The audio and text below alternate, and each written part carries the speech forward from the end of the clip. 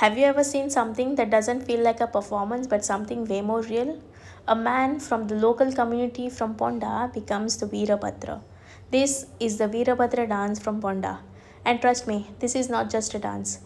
Ever since I was a kid, I used to come here and watch this. And honestly, I used to get scared. Not just me, even the elders around me felt it. The intensity, the presence, it was something else. The moment the drum starts, everything changes. The vibe, the energy, even the air feels different. And you can actually feel it. It's loud, intense, a little chaotic, but that's what makes it beautiful. And today, when I come back here, it hits me with pure nostalgia from being that scared kid to now understanding the devotion behind it. It happens every year in Ponda, where people gather to witness what locals call the Virabhadra Nats. No filters, no acting, just pure tradition and raw energy. If you ever get a chance to see this, don't think twice because this isn't something you just watch, you feel it.